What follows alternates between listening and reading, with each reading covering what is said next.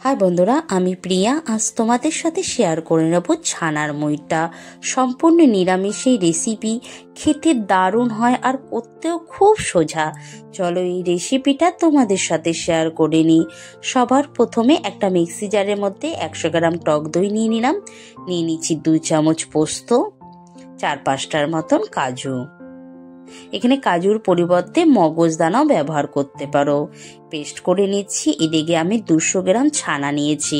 ছানার পরিবর্তে এখানে পনিরও গ্রেট করে নিতে পারো।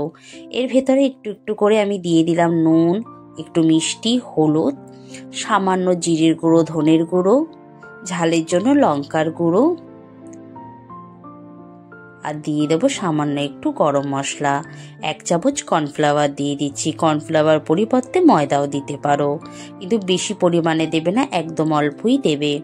এবার খুব ভালো করে প্রায় 6-7 মিনিট ডলে ডলে এটাকে মিহি করে মেখে নিতে হবে। এটা যতটা মাখা ভালো হবে এর স্বাদ বেশি ভালো হবে। খুব ভালো করে মেখে নিয়েছি। এবার আমি মুইঠা করব, সেই কারণে মুটো মুটো করে নিচ্ছি।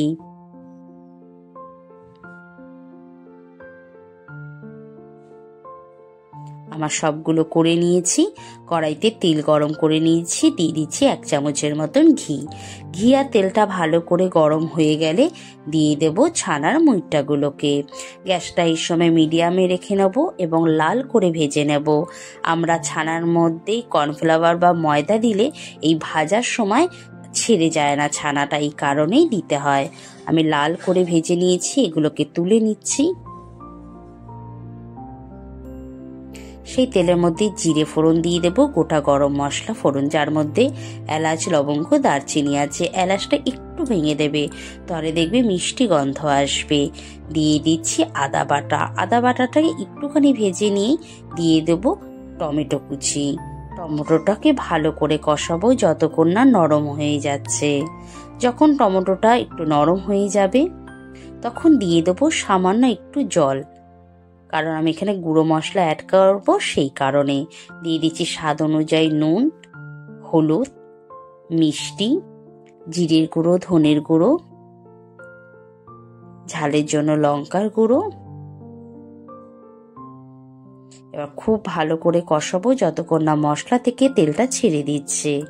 যখন দেখবো আমাদের মশলা থেকে তেলটা ছেড়ে দিচ্ছে তখন দই আর কাজু পোস্ত যে পেস্টটা করেছিলাম সেটা দিয়ে দিলাম। মিক্সিটা ধুয়ে একটু জলও দিয়ে নিলাম।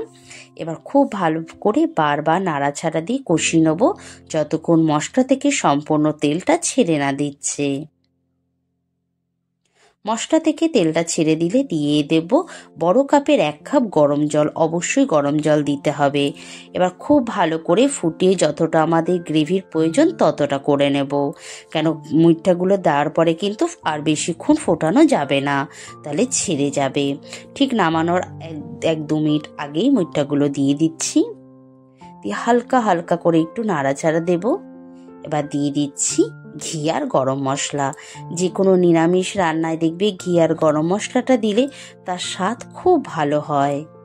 অলমোস্ট আমার এটা রেডি হয়ে গেছে। দেখো কতটা সুন্দর হয়েছে, আর খেতে না ভীষণ ভালো হয়। পোলাওর সাথে বলো বা ফ্রাইড রাইসের সাথেও খুব ভালো লাগে। অবশ্যই বাড়িতে তৈরি করবে, জানাবে কেমন হয়েছে। ভালো লাগলে একটা সাবস্ক্রাইব করে দিও। Thank you so much.